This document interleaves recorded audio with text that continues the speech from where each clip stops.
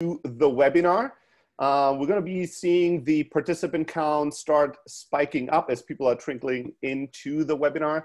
If you're just coming in, hello from us. We're going to do a quick intro and then we're going to jump right into the content of the webinar today. But one fun exercise we always love to do in the beginning is just use the chat and just say hello from the place on earth that you are, coming into this webinar. It's always cool to see how international the webinar crowds are usually. So here's what we're going to do today. We're going to talk about a super cool topic, which is remote sales teams, right?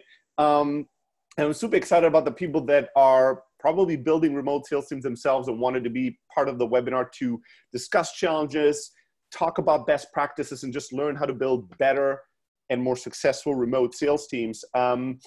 You are going to see, we're going to do a quick round of interest and then we're going to jump right into the technical and practical stuff. You're going to see that we have a number of gentlemen in this panel today, but one just has a perfectly attractive picture, Ryan.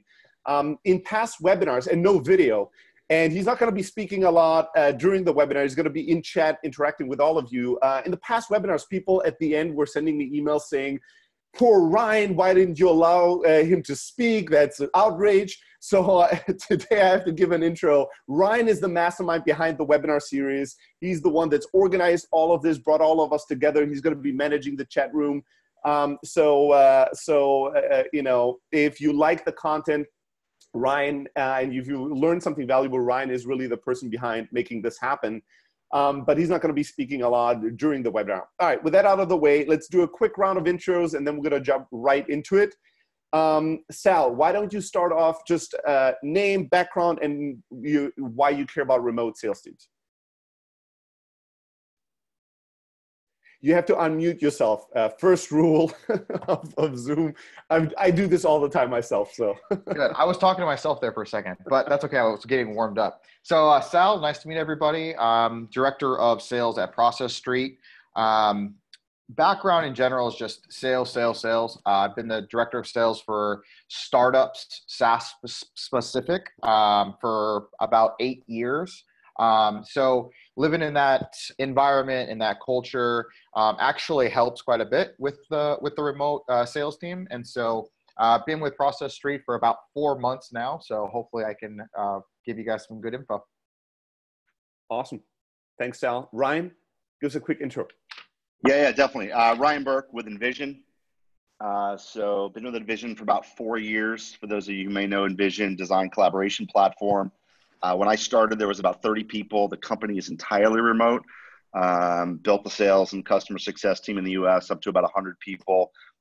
Since moved over to London, where I am now in the UK, building out international. So Envision, over a 700 person fully remote company now. Awesome. All right, Nick, who the hell are you? Hey everyone, I'm Nick Persico. I'm based in Charlotte, North Carolina.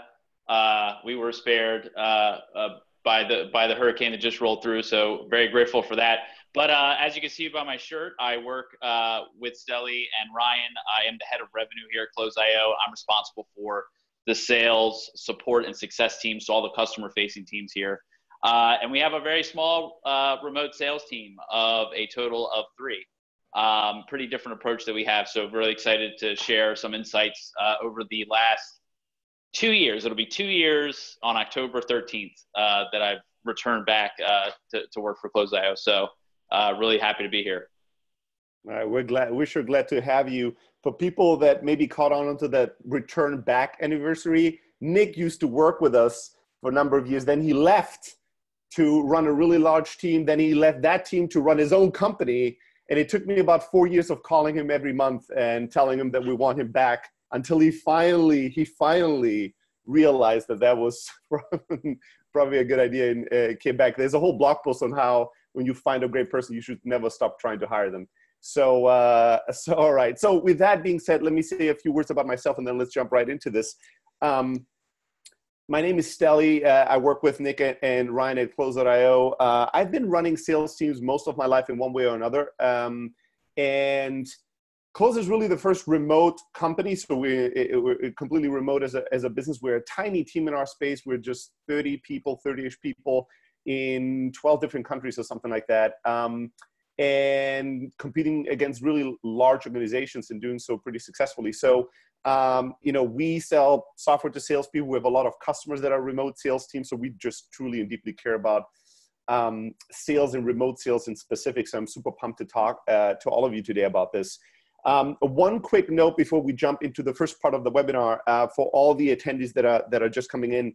The first half of this is going to be a panel moderated by me where I ask the questions I'm most interested in and try to learn from you guys all I can.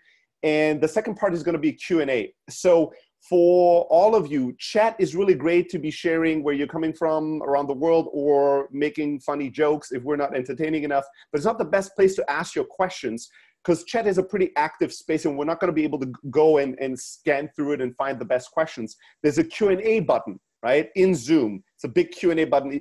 Anytime during the webinar when you have a question, click that and write it out, right? And do that during the webinar. So by the second half, when we come to the Q&A section of it, we can just really efficiently go through all your questions and answer as many of them as possible.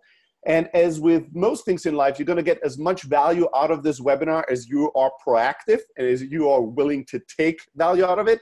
So make sure to ask questions that are very specific to you, your sales team, your companies, your challenges, your problems, so that you get something out of this that's not just generic, but hopefully specifically valuable and insightful for you and your team. All right, with that out of the way, let's start with some really fundamental things and we're gonna go more and more specific. First question I wanna ask, it's a very generic one, but I think it's an important one to kind of lay the foundation for this discussion. And that is just taking a few minutes to talk about remote sales, like who is this for? Like what companies should be looking at that?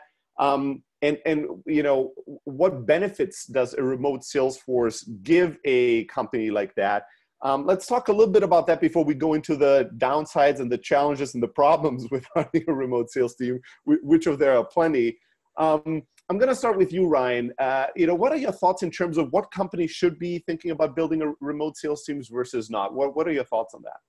Yeah, I mean, for a little bit of context, before I joined Envision, I was managing large sales teams in more of a traditional bullpen environment, ringing the gong, all of that. And so when I first started Envision, I was really skittish about the fact that, yeah, I understood remote worked in theory, but when I really thought about it from a sales team perspective, I was like, there's no way, right? You want the socialization, coaching, all of that. But it works, right? And I think it's not right for every company, but it is moving towards the way that most people are working today. And if you think about from a general perspective, communication and collaboration are so, you could well address right now through technology, right? And so you've got to focus on the other parts, but in general, I think the satisfaction that the remote environment enables and allows far outweighs any of the negatives. So I'm definitely a believer. I would tell you that most of the people on the Envision team will have a hard time going back to an office in their next job. Awesome. It's interesting. Once you're, some people try out remote work and they find some challenges with it. But once you have people that are where their life design really fits well within that, it's really hard to go back and have to commute and spend all your time being limited to a physical space and time and where you can work and how you can work. So let's expand a little bit more on the benefits. Nick, I'm curious, what are some of the top things that remote sales teams have in terms of an advantage that companies don't have that are trying to build a kind of an on-site, on-premise sales team, right? What are the main benefits? What are the main advantages that sales teams have that are remote? I would say the main advantage, to specifically answer your question, is that the individual salespeople can take breaks and sort of deal with their chi, so to speak, or deal with their attitude or where they're at in their own way. So if that's taking a walk, if that is going to get a coffee, if that is sitting down doing some, whatever else, they can do that at their own at their own speed. Because when you're in a bullpen and you're standing there, and you have a bunch of other people on calls and you go disappear for 20 minutes, a manager may see that, or it's all this additional context that actually is unnecessary and doesn't correlate to how well or poorly that salesperson's doing in an office environment.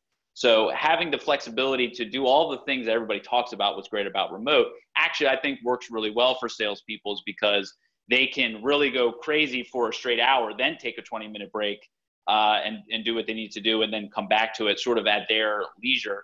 And since you're a remote manager of those people, you don't see that back and forth. You just see the end result in terms of their activity. So it actually is irrelevant, in when they take the breaks or what have you. So that is the biggest advantage from what I've seen doing this, for the last 2 years. All right, I'll add. Oh, sorry. Oh, go ahead, Ryan. No, I was going to say just a couple things that I would add to that. I totally agree. It's almost the work-life balance, but it's different, right? Because, it's almost like I walk my kids to school every day. I can schedule things during the day with my children. And granted, the flip side is maybe I'm on a little bit more than I normally would be, but we're all kind of on anyways, right? We're all at startups, we're all on. So it's more about like that work-life integration than it is the work-life balance, right? And I think that that's really beneficial. The other points obviously are just, hiring. And I would say, in two respects. One, we started the remote thing because my CEO founder wanted to hire the best engineering talent everywhere. And so we've been very successful. Some of our top salespeople are in what you would traditionally call secondary markets, where you don't have to deal with, the bullshit competitiveness of San Francisco or the salaries in New York, right? But the other side of that is you can also think about that from a customer perspective, where, as you move from an inside to a field model, as evolve, like you're able to strategically put people in markets where maybe you have a high concentration of customers, maybe where your competitors are not, and get people out in front of your customers. So I think the hiring is really beneficial from finding that talent that may be, a little bit more affordable or a little bit more loyal in some respects, and also tying those hiring preferences to where your customers are. Beautiful.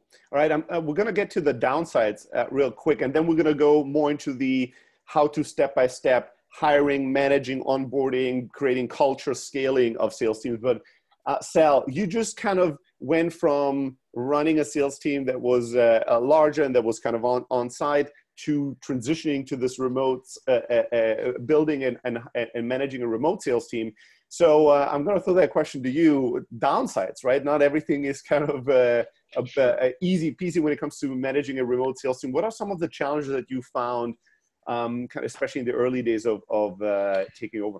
Yeah, I think, first of all, Ryan and Nick, I think you guys touched on some really, really great stuff. And I couldn't have said it better in a lot of those ways, especially what I've experienced over the last few months. But as far as the downsides, I think it's funny because some of those work-life integration, which is a perfect saying, by the way, Ryan, I really like that, opposed to work-life balance, that could actually be tricky, right? Because you want to have that person have that integration and that perfect work-life balance. And a happy individual is always going to be more successful, in my opinion, especially in sales. But on the flip side of that, you are in a sense a little bit out of control, right? And so opposed to walking around the quote unquote bullpen where you see the activity, you know what's happening, you can physically hear it happening, at a lot of times, you have to have a lot of trust within your employees, right? So the hiring process, how you measure KPIs, how you're monitoring activity to whatever extent you want to monitor that is incredibly important. And so it can be a downside based on, which employees you have on, how you hire those employees, and that process.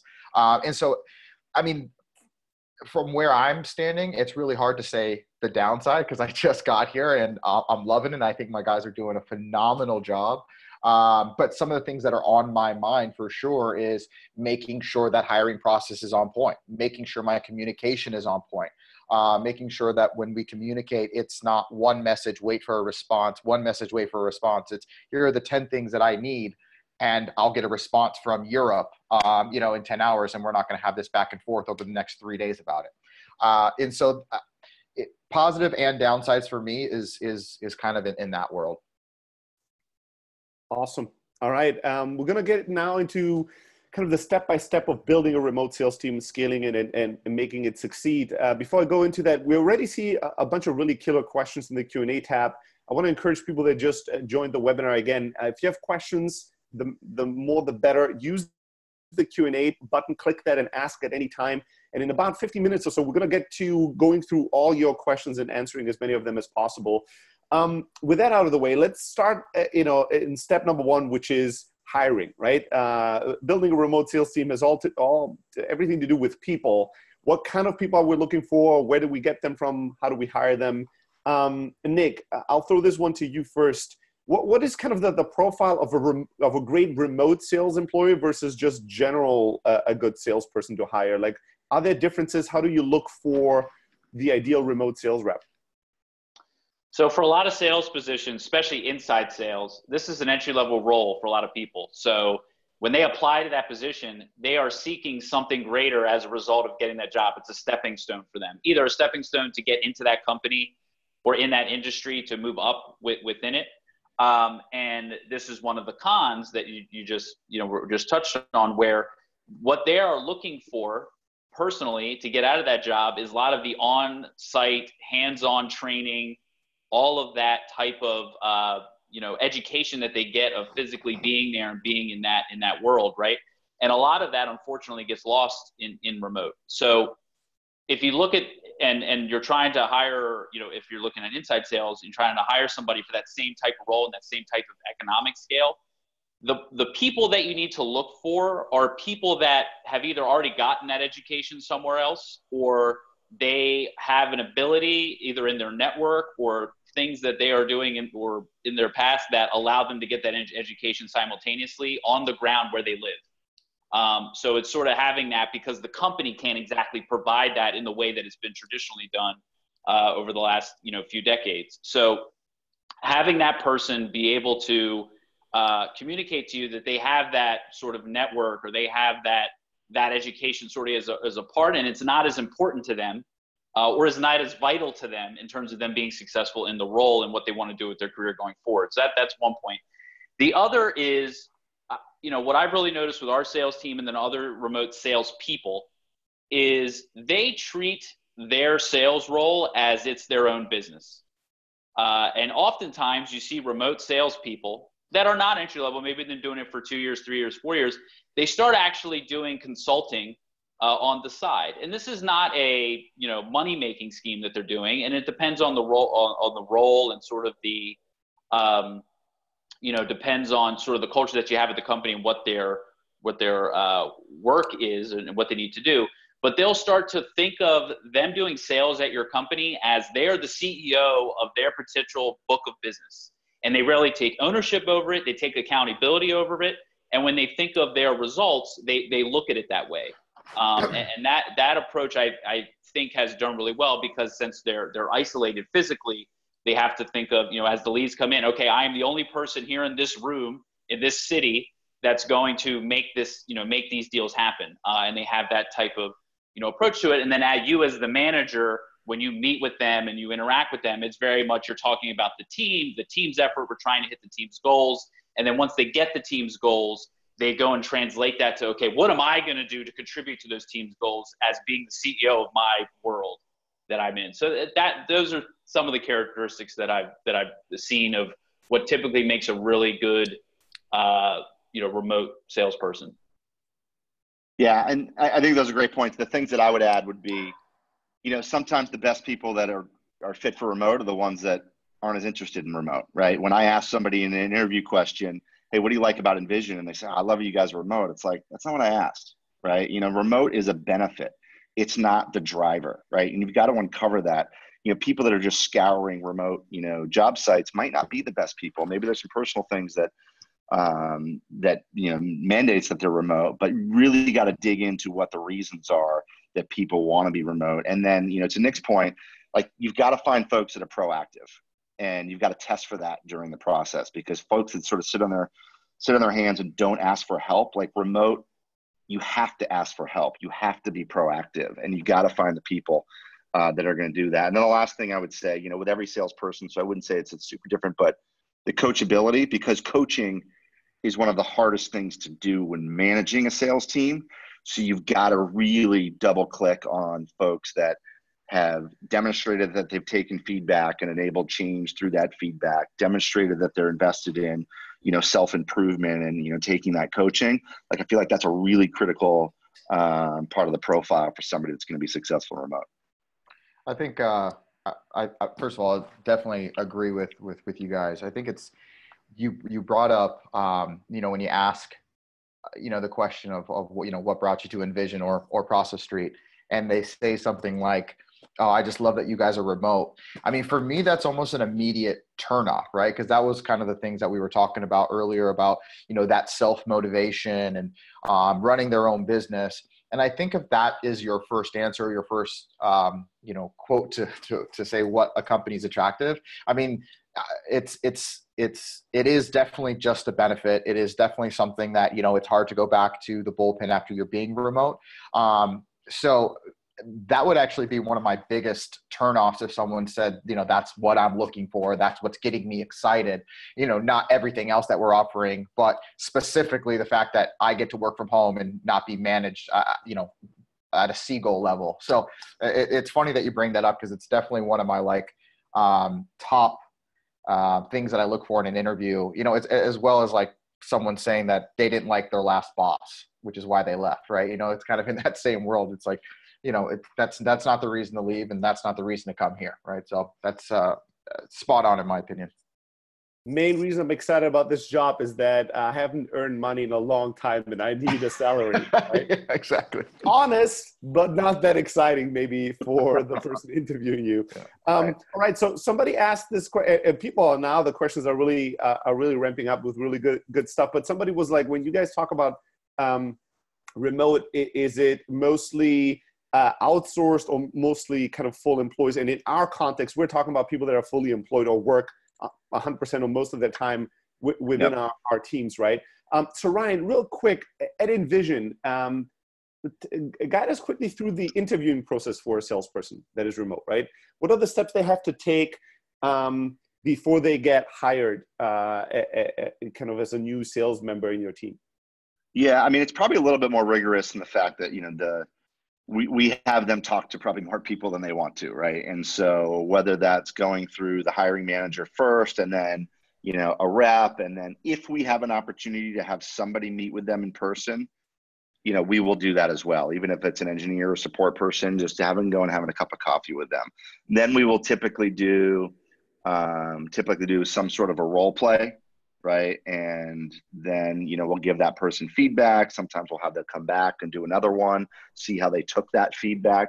But it's a pretty rigorous, and, we use the, the ICE methodology that talks about sort of intelligence, character, coachability, and experience. And that's sort of the framework that we use because we think those four kind of key tenets are what's important for somebody that's going to be successful.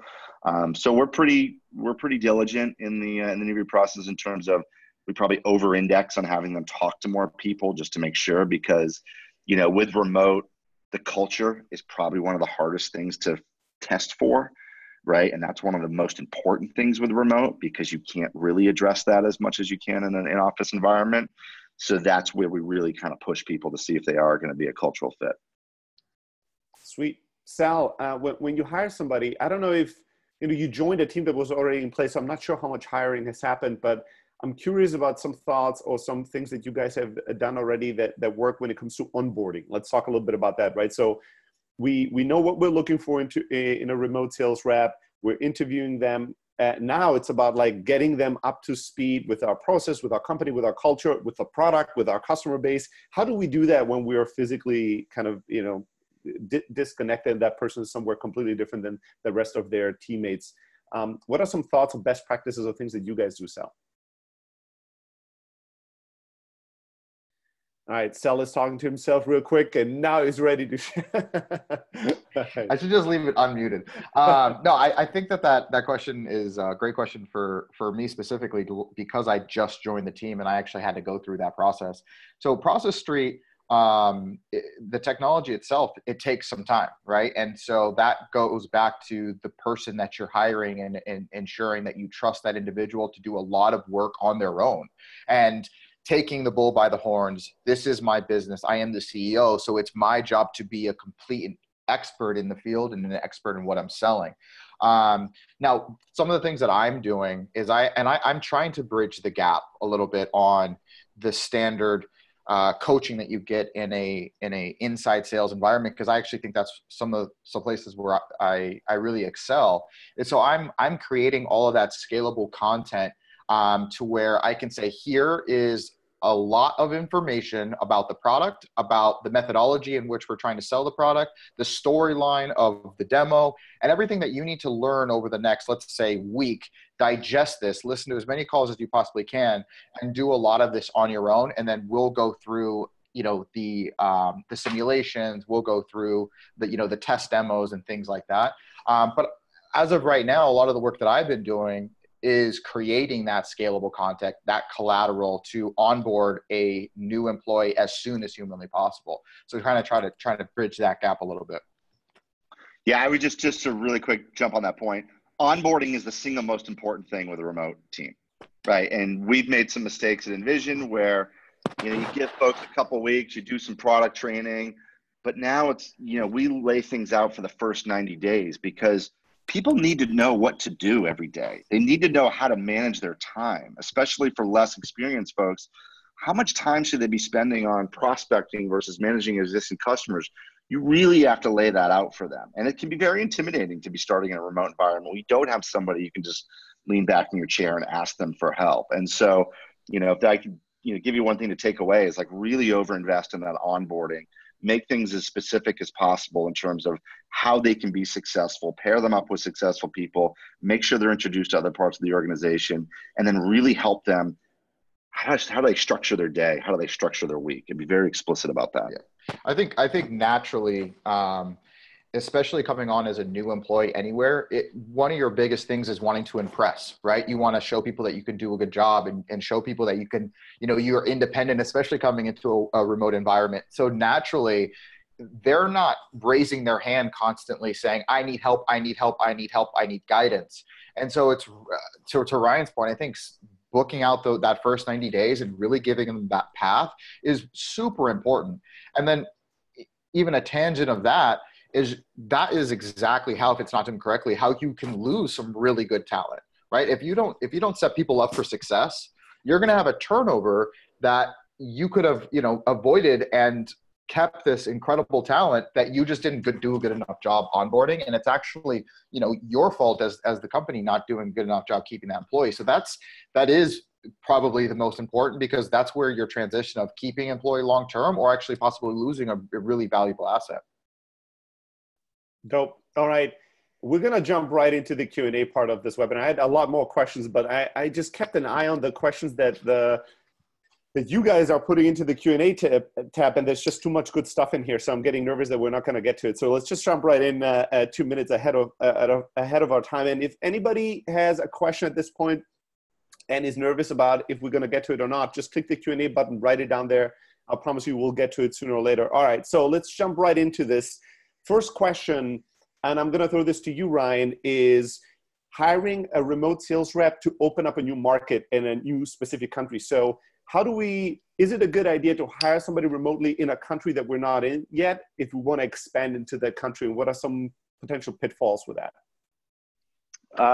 Yeah, I mean, I think it depends upon the maturity of the country from a standpoint of like your target market, right? Are you looking for somebody to go in and like purely establish like new accounts, or is there an existing base that you're going in to nurture?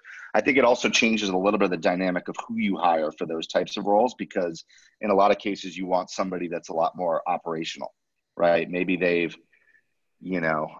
I've actually had more success finding people that have, been at startups that have failed before, or started their own, startup, and maybe they ran out of money. Like they've been in these markets before and they've gotten their noses bloodied and they know all the processes and the operational infrastructure might not be there yet. And they're still able to go and adapt to that. So I think, yes, you should be hiring people in these new markets because they're going to be able to get out in front of the customers, but you need to decide like at what maturity is that market that dictates when you put somebody on the ground. Awesome. All right, next question. This is a softball one for you, Nick. This comes from Joseph. What are the best tools to manage a remote sales team and keep an eye on performance? Close.io. Anything come to mind? There you go. Boom. this is how he earns his paycheck, is that he knows how to how to deal with those softballs. I come on and give one-word answers. Independently from Closeout being the best CRM for remote sales teams, if you think about like managing a remote sales team, to me, transparency is a really big point of view in terms of like management and performance, making sure that everybody in the sales organization knows what the performance of everybody else is, and you don't have these like silos of performance. What are some things that are maybe disconnected from our software and our product that just philosophically people can go and find different tools to do that or build it themselves? But what is some of the kind of a quick win tip that you can give people in terms of like managing performance or showing empowering transparency within a remote sales team? Yeah, so at the end of each day or week, however, I wouldn't do monthly, it's a little bit too long of an interval of time, but at the end of every day or at the end of every week, send an email or Slack or whoever the best way to communicate it of the results of that entire team. Now, if you have silos of teams working on different things, make sure you break those into individual teams. So if a group of people are all working on the same thing, you should have a leaderboard that reflects that. And you need to push it in front of people. Don't just have this read-only casual dashboard that people will never look at. Send it to their email box, send it into Slack, in the company chat or in general chat. When you have weekly updates or monthly updates to the rest of the team, make sure the leaderboards are on there. So making it as visible as possible to have the activity matched to the name. So that person gets that recognition. And then the other people that maybe didn't do so well are like, oh shit, I need to step up my game. And it's in front of them. Read only works well when you're in that bullpen physical office environment where there's a giant TV that says somebody's on the leaderboard. So you need to recreate that in an asynchronous form, which is email is the best. And you can use whatever tool you can to calculate that number, or whatever those numbers are. Spreadsheets still work for that. Yeah, you just need to put it in people's faces as much as you can and recognize, the wins as best you can. Sweet. Debbie's asking, and this is just a clarification, but I assume most of us, the sales teams are doing mostly inside sales, right? They're not doing in-person sales of meeting with customers, but I'm not 100% certain. I know that is true for Close. At Process Street and at Envision, are some of your salespeople going physically to clients and meeting with them in person? Right? Yeah, for us, we've got about I don't even know what the total is now, almost 150, 175 person customer facing team across just sales, customer success, BDRs. So yeah, we are, prioritizing getting in front of customers. We do have an inside sales function as well, but the more, especially as we go into markets like we are in Europe here, it makes to build the relationships and to build those champions. Like when you're doing inside sales in a lot of ways, like you can do that at a certain level, especially when it's more of a product focused motion. But when you're really starting to sell enterprise and really switch to that value-based motion, and you need to build champions as part of that, you got to get out in front of champions. And we do things to incent that. We've got a new program that we just launched called Delicious Empathy, where basically anybody at our company is allowed to take out a designer or a head of product to dinner once a month and expense it. The only rule is they're not allowed to talk about Envision. And just going out, getting to know people, getting to know your customers. And we want everybody doing that. That's one of the benefits of having 700 people across the world, is like, we're in all these different markets with all these different flavors of customers. And we should be going out there and encouraging our folks to be meeting with these people in person. The other thing I would just say real quick on the we don't get together that much as a company, but what we do is we over-index on customer events. So we'll say, hey, we're going to Berlin and we're doing an event, or we're doing a drink up in San Diego, and we'll over-invest in having more people go from Envision, so then they can go and talk to customers, but then they can get together themselves and go to dinner. So instead of getting everybody in together just for an on-site training, we'll orient that around specific customer or events. Love it. Really dope. Really cool stuff. All right, Sal, the next question from Steve is, basically, when you run a remote sales team, how much do you lean on kind of scripting everything they should do, like having a cold calling script, having email templates, like giving them all the communication pieces and having them execute on those, and kind of the day-to-day, what should they do first hour of the day, second, third, fourth, and so forth, versus giving them individual power and creativity, like allowing them to schedule their day, allowing them to have very different sales cycles or sales approaches, or using different technology tools to sell. What's the mix between like setting up processes and documentation and guidelines that people follow versus giving people individual freedoms? What are some of your thoughts and experiences with your sales teams on that? Yeah, it's a good question. So when it comes to remote specifically, and I think sales teams across the board, I mean, scalability is so vitally important, right? And doing everything, whether you have 3 employees, 4 employees, or 100, do things as though you're going to scale to 100 or 1,000. And so having that uniformed script, so to speak, I think is super important in order to do a couple of different things. First and foremost, you want to be able to coach and teach and improve, whether that's effort or skill KPI, based on something that is concrete, that's uniformed across the board. But in addition to that, I also don't want to take away from individual style and individuals being themselves as far as like who they are and what their character is as a salesperson. So it's kind of a two-form answer. I think it's incredibly important for a company to stay as uniform and as scripted as possible as far as processes and transparency. But as far as like an individual contributor, I want them to be able to tell the story how they think is best and reproduce successes that they're having on a continuous basis. And then give that to the rest of the team as best practices. I hope that answers the question. Yeah. Any tip maybe on how you guys do this? Do you have maybe like a weekly or monthly meeting where people can just share some things that they did that work particularly well, so other people get tested as well? Or like, what's the best way to share those individual wins with the team? Yeah, absolutely.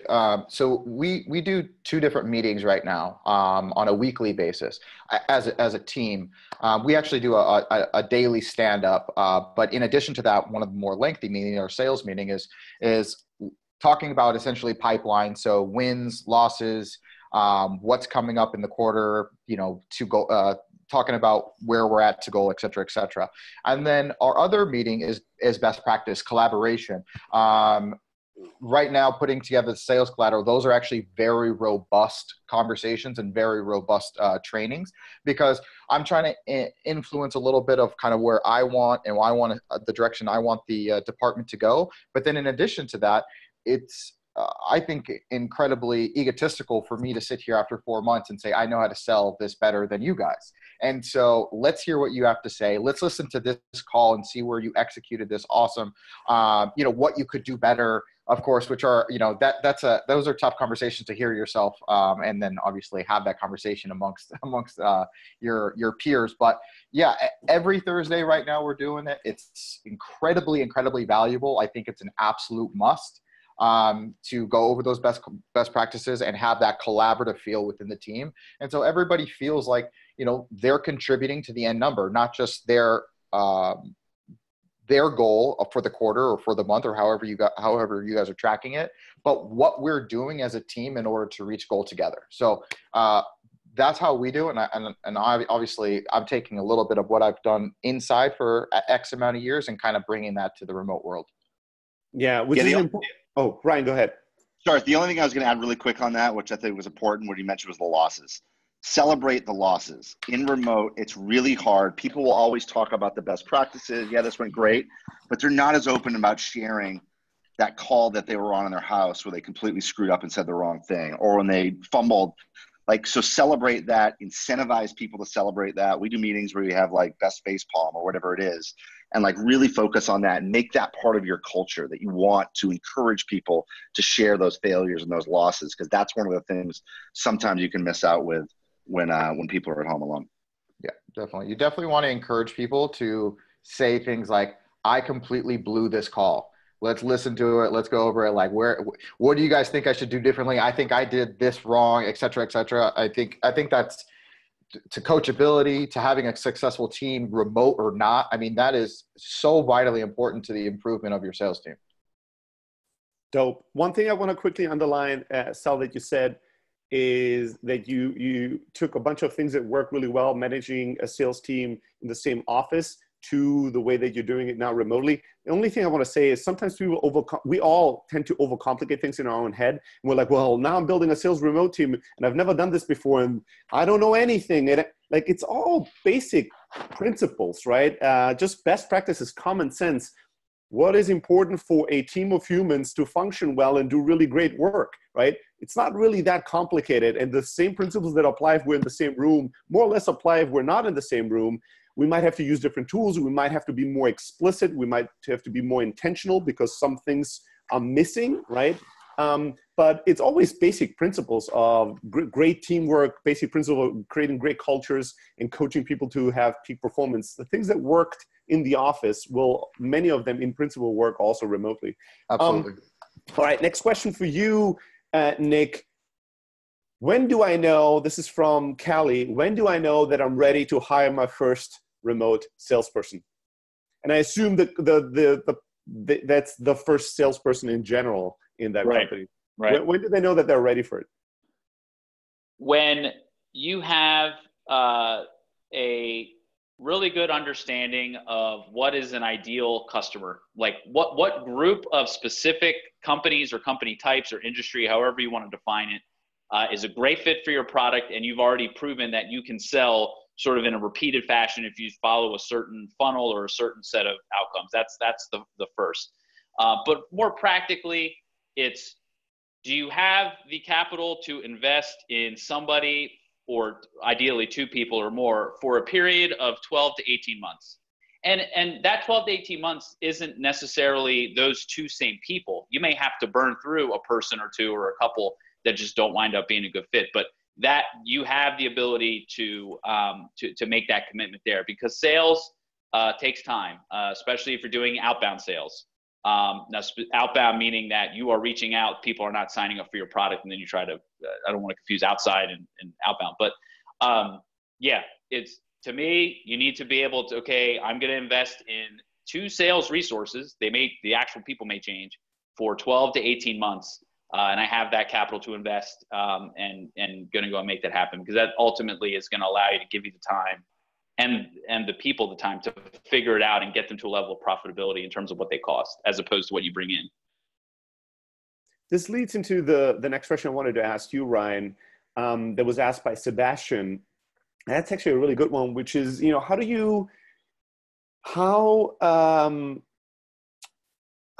if you have like a really long sales cycle, right? Enterprise sales is a good example. And you're hiring somebody remotely, but your typical sales cycle is maybe 18, 24 months. Yep. How do you know if they're doing well? Do you have to wait that long before you know if you should let them go, if they're panning out or not? Like, how do you know somebody performing well when the type of sales they're doing just lends themselves to really, really long sales cycles? Yeah, I mean, it's a good question. And, we're still refining this as we go. But to me, it's so much less about the results. It's about the behaviors and the activities, right? If you break apart all of the steps that it takes for somebody to get to their quota or for you to succeed in a deal, what are all of those things that will lead up to that? Are the people doing the right activities that you will ultimately lead them to success? And then the other part is the behaviors. Like, define the values that you want your team to adhere to.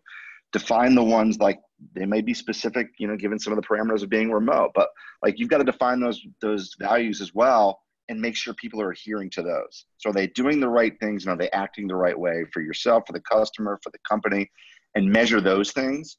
And I think that'll help you understand if somebody's the right fit, even if, the results are a little bit further down.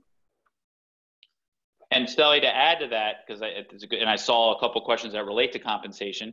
Compensate on the activity, not on the closed deal, especially if it's further out. You want to give people the incentive to perform on a certain part of the sales funnel and to hit a certain amount of, if it's demos or meetings or qualified opportunities, whatever it is, pay out on those, and come up with a a competition or leaderboard for those steps in the process. It doesn't always have to be commission when you close the deal. You can give that, and you should give that, but it takes a while for people to get to that, especially if you're a new business and you're trying to bring a product to market. So I'm a really big fan of paying people out in these short sort of campaigns that focus on specific types of activity conversions within the funnel.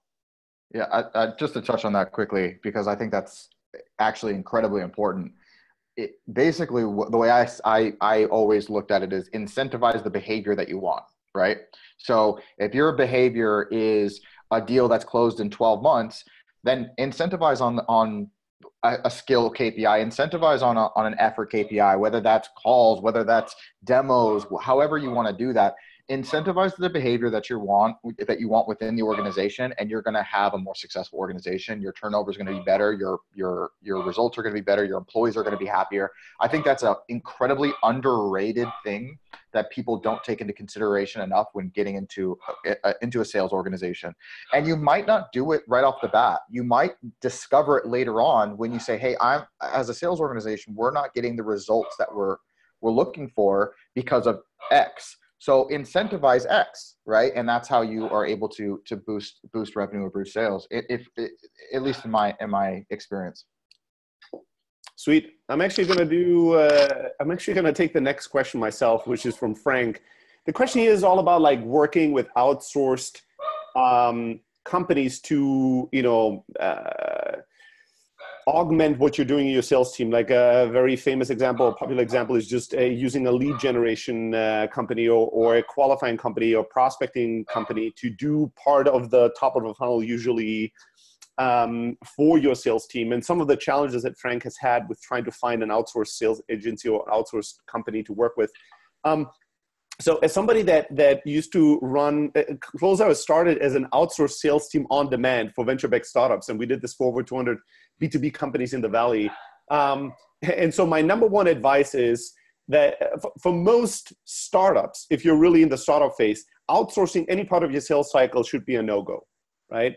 You need to figure this, because the most important part at the beginning of doing sales is actually not just the revenue you're generating, but is the insights you're generating, right? It's truly understanding who is our customer, how do they buy, how do they think, who's our competitor, what's the sales cycle, what are the challenges, how do we sell ideally, how do we do lead gen for this, how do we qualify for this product, how do we negotiate, how do we demo, how do we pilot, how do we close, right?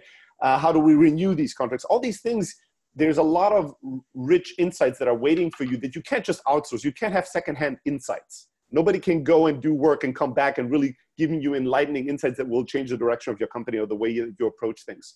So the only time that I would ask myself, or that I would entertain the question of outsourcing part of my sales cycle to somebody else is once you are hitting a level of scale where there's one activity that you have absolutely mastered internally. There's nothing more to learn right now about this, right? Which is hard to believe, but let's say that you're there. There's really not much to learn. It's very repetitive, and it can easily scale. And you are now asking yourself, does it make more sense economically, culturally, to hire lots and lots of people to do this internally, or does it make more sense to pay somebody to do this either at a similar quality, faster and cheaper, or at a lower quality but at a much higher scale? Like it's a scaling thing. It's not an early startup, let's outsource lead gen because lead gen is hard, right? That's not a good idea because it's like saying, I don't know what the right product is. I don't have product market fit, but I'm going to hire a web agency and I'm going to tell them, figure out a social app that's viral for me, right? If they could do that, they would not have a web agency. They would just build this viral app themselves and grow it. You need to know exactly what you want from them to be able for them to perform well. And so outsourcing is a scaling question once you don't need a lot of insights, once you don't need to figure out things anymore. And it's not an early day, let's outsource the problem thing, which is what most sales teams or startups do when they want to outsource part of the sales cycle, is they can't figure something out. So they're thinking, can we give money to somebody else to figure this out for us? It's usually a really bad idea. All right. Next question is, what was the next question? Oh yeah, this is a good one. Nick, Joe is asking, what's the best way for me to stand out as an applicant for a remote sales position? Now, we already mentioned the number one no-go, which is don't say that the number one reason you're excited to apply for that position is that they're offer a remote one, right? But what other things can remote sales applicants do? And I assume, especially people that are new, maybe their first remote sales job, what can I do to stand out and to get a chance and get my foot in the door and get a job? So I'm going to give my hack, because I am happily employed, is, and I don't know why more people don't do this, especially for sales, is don't apply at all. Why go into the big pool of applicants, especially for remote companies? The amount of applicants is even higher because everybody wants to work remote. Is if you really want to work at that company or the select group of companies that you've ironed out, that, okay, these are the exact people I want to work for, figure out a way to get an introduction to them or reach out to them cold. The people that I wind up getting on a call with is because they sent me a really good, clever email, not a LinkedIn request from somebody I've never heard of from ever, but an email or some other way that you can think of to get an introduction to that person, to at least get a response. You're not going to get on a call with them usually on the first email. It may take 10 over the course of 12 months, but try to work your way to where at the very least, the person on the team is going to tell the recruiting person that, hey, this person reached out to me, pick them out of the pile, as opposed to just trying to hope that you maybe show up in the pile. And for us, in sales, a lot of us are pretty unhireable by, certain standards. You're either a college dropout or you've had a crazy amount of jobs, whatever it is. Like, you're not going to beat the Harvard graduate that has 8.0 GPA or whatever. And there's a bunch of those in the application pool. So you need to work around that. So that's my advice, is to figure out a way to get in touch with the people that are making the decisions, to at least help them spotlight your application or make them aware that, hey, I'm about to apply. Please let me know what I can do best. And the people that I've talked to when we're not even recruiting, and Stelly knows this because we've had these conversations, is the people that have reached out to Stelly or myself directly. And they usually, we get a number of them that are not good, but you get a good number that come through, like the 10%. I will get on a call with them because they made the effort and they reached out. And especially, I'll double click on this, especially the ones that follow up and follow through and show some long-term thinking, right? There's people that are on top of our list to hire for positions that are not open, that I've been talking to, and they have been talking to us for the past 18 months, right? And so they are proving that they would be amazing salespeople in the way they are building the relationship with us, right? So just demonstrate how you're going to work for them by the way that you're creating a relationship, you're communicating with your future employer, and have a little bit of a long-term thinking. A lot of times people they come up with an idea, they want a remote sales job, and they want to find something tomorrow, although they have no experience, no track record, no skills. You need to think a little bit more long-term on this. All right, next question. Ryan, how do I coach my remote sales team? When I'm in the office and I see what they do, I can motivate the ones that are down. I can course correct the ones that say crazy things on the phone. I can coach people in person really easily. How do I do that when they're all remote? Yeah, I mean, I think from a tool perspective, we use tools like Chorus in the US, which is a pretty good, tool for, monitoring folks. I think one of the things you've got to do is you've got to bring more folks into the mix as well and make it a little bit more collaborative. So we actually have people that'll tackle a particular issue that folks are having problems with, right? And I think that's one of the things, is getting a little bit more of an inclusive environment with your sales team and having people sort of help contribute. So it's not just coming from the manager. From the manager perspective, when I go back to those activities, use those activities not to beat people up. Use those activities on identifying opportunities to coach. Oh, you're not getting enough meeting. Well, let's look at some of your outreach. Oh, sorry, you've had a lot of meetings that haven't converted. Great, let's role play what those meetings look like and really use those activities as the touch points, because you don't want people to be afraid of their metrics. You want them to be transparent about what's really going on, and using that as an open opportunity to do coaching. Awesome. Sal, the next question is about compensation, right? Lots and lots of questions, actually, probably 5 or 6 of them, all are summarized in the degree of like, do I compensate remote salespeople differently than salespeople that would be in the office? Is it fully commission based? Is there any best practices? Do I need to keep something in mind? Compensation is always tricky, but then again, it's been around for a long time with sales teams and their best practices. But is there anything different about a remote sales team when it comes to compensation that people should know? Yeah, I mean, I can give a little bit of my 2 cents, but I'm happy to pass this one over just because, again, I haven't even had the chance really to dig that deep. But generally speaking, it's a fine line. I mean, it is a sales job, right? And you want to incentivize people to sell, right? And you want people to be excited to earn a pretty decent portion of their living from succeeding in selling. And so I think that that's a fine line that we have to walk as far as salary, as far as compensation is concerned. I want to attract good quality individuals, especially coming from a remote or coming into a remote environment. But as I also am looking for someone that is willing to work hard and basically sell for their money, right? And I think that's incredibly important. But as far as remote, the difference between inside and remote, I wish I had more insight. I'd love to hear actually, one of you guys give a little bit of insight on it. Yeah, no, this isn't like really related to compensation, but this is one little hack that we use that you may want to take away is we use a tool called Bonusly. If you guys use them, but it's basically, everybody at the company, you can set whatever the range is. Everybody at our company gets like $30 a month and you have to spend it. And managers get a little bit more. And basically you're rewarding people for little things. So, hey, Nick, you crushed that webinar. Here's $2. And that shows up in the Slack channel and everybody can see that and add on to it. Hey, really appreciate you on the product team helping me. Because with remote, you don't get a lot of that patting on the back and all of that.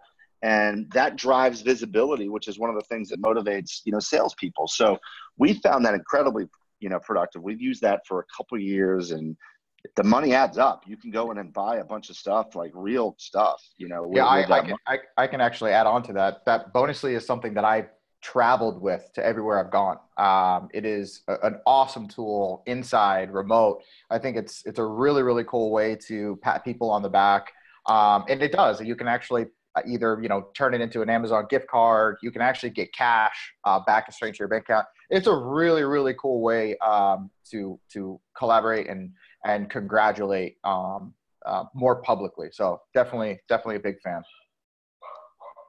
Awesome. Hey, Nick, you're gonna round us up with the last question of today's webinar, which is time zones. How do we deal with time zones? All these different salespeople and all these different time zones. Any best practices on dealing with that when it comes to remote sales teams? Don't believe people when they say that they are willing to work a time zone that is not around 9 to 5. So when somebody, you need them to focus on, let's say, the West Coast of the United States, but they're in Europe. I bet they mean well and nice, and they'll do it for 2 weeks. But 3rd week, 4th week, and beyond, it's just that's not how humans live comfortably. That's in my opinion, that's worse than remote. It's working a time zone that is,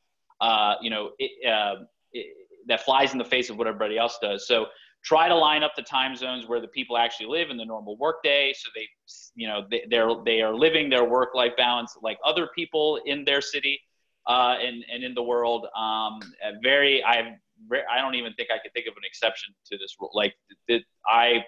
Specifically, if somebody is in Europe, make sure that they are working with people that are in Europe or those similar time zones or on the eastern seaboard of the United States.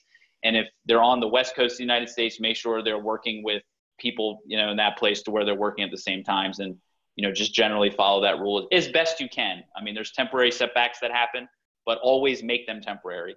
Don't make it a long-term thing, because that person will get burnt out.